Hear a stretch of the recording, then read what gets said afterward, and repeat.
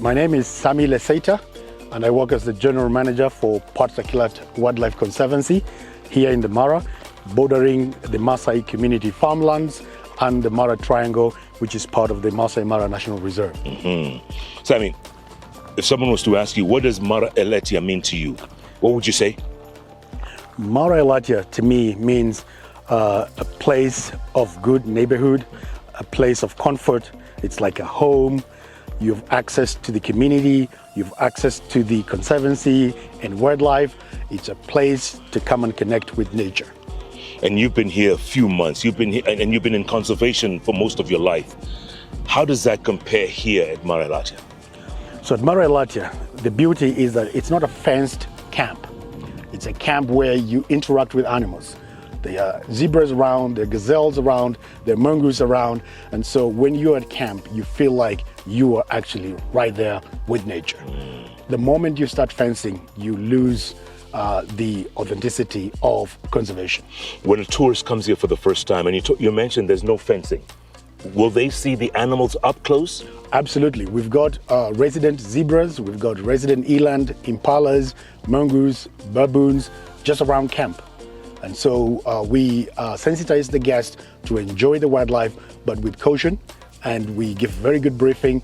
But when you go out on your drive, you interact with dangerous animals like buffaloes, elephants, crocodiles at very close quarters. Yeah. If someone was to come here for the very first time, Sammy, tourist from overseas, and they come here, what should they expect? If you come to Mara Elatia, one thing you would expect is you would see your big five. So you're leopard, you're lion, you're rhino, you're buffalo, and you're elephant. It's not easy for a regular safari goer to see those in 10, 11-day safari. Here at Mara Elatia, we can make that possible. Wow, just like that? Just like that. Okay, when it comes back to conservation, sure, what steps are you guys doing to make sure that this retains the beauty that it comes with it? Thank you, Jeff. That's a very good question. I've been in conservation most of my life. And Partakilat Wildlife Conservancy is a private wildlife conservancy that is a buffer between the farming communities and the Maasai Mara National Reserve. So before this conservancy was started, there was human-wildlife conflict between the cattle-keeping Maasai and the crop-farming Maasais and the wildlife coming from Maasai Mara National Reserve. So what we have done, we have created a conservancy so that the spillover of animals from the Mara National Reserve can come into the conservancy without conflicting with the community. And we are also sensitizing the community to take part in conservation, just like it's happening in Mara North with the local Maasai conservancies. So we're trying to build this conservancy, and we're trying to bring the Maasai community on board so that we can expand the conservation footprint. We're trying to bring back the roan antelope, which used to be resident here in the 60s, 70s, and 80s. It finally got decimated, so we're putting measures in place to bring it back. We're working with the Wildlife Research Institute, we're working with the Kenya Wildlife Service, we're working with Olpejeta, we're working with partners in South Africa to see if we can reintroduce the roan antelope here. And then we breed it in this conservancy and then offload it into the Mara Triangle. Is it working? It is working. It is working because all the partners have agreed that we must bring back the roan antelope to its original habitat. In Kenya today, we only have about 20 individuals of roan antelope in Ruma National Park under very good care of the Kenya Wildlife Service. Now, we would like to have the roan antelope also reintroduced into the Mara, and we have been mandated as the Partakilat Wildlife Conservancy to carry out that exercise of bringing back the roan antelope into its original habitat.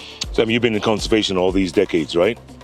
Is this park unique, or you going to turn this into something else, or are you on the right course in making this the treasure that you want? Absolutely. It's a very unique conservancy because it's about 6,500 feet. Some places are about 7,000 feet. The Mara National Reserve is at 5,500, sometimes maybe 6,000 feet. It's forested and grassland at the same time. It's a beautiful habitat for plains game. It's a beautiful habitat for forest animals. We've got the only sighting of the giant ground pangolin in Kenya, here in Partakilat Wildlife Conservancy. It was discovered in 2020. It's an animal of the Congo Basin, but it's here. So that tells you that the Congo forest used to extend all the way here. And so we've got a small population. We've tagged about 12 individuals, and we're tracking them, and they're found here in Partakilat Wildlife Conservancy.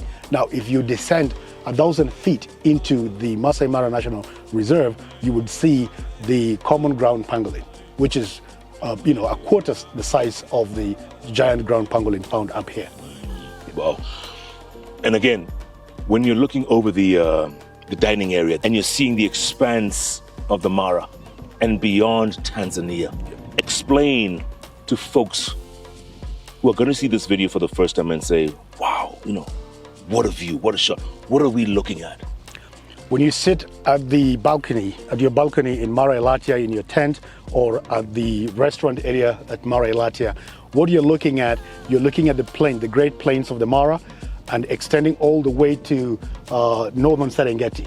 So the Masai Mara Serengeti ecosystem is quite a gem. It's the center for all the plains game. Your wildebeest migration, which is controlled by the rain pattern, and of course pasture distribution, and also mineral distribution, and breeding preferences. And if you stay at Mara Elatia, you should be able to see the migration when it comes in. And you should be able to see the elephants getting pushed out of the Mara National Reserve into the Conservancy as they try to stay away from the migration. They're trying to stay away from the noise of the wildebeest, from the flies that the wildebeest bring. But it's a blessing. I mean, you see 2 million animals come into the Mara and drop 60, 80,000 tons of dung in 3 months and then head back. And that fertilizes the plains. The rain comes and then the grass grows, and there's not much in terms of pruning of that grass until the migration comes back again. And the migration only comes up north this far because they're looking for tall grass.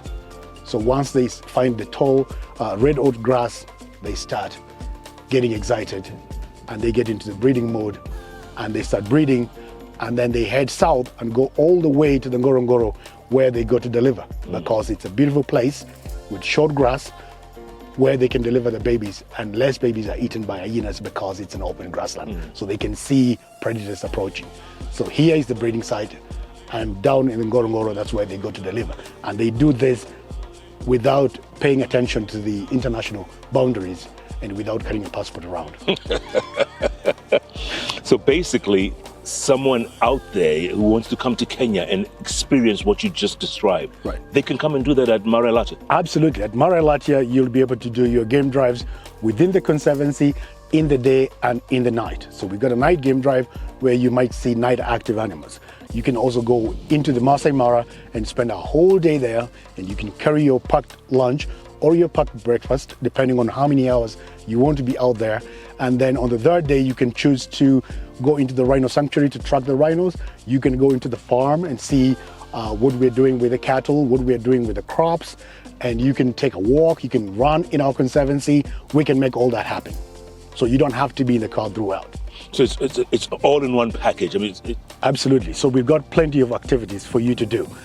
In a typical safari, it's a game drive, game drive, game drive.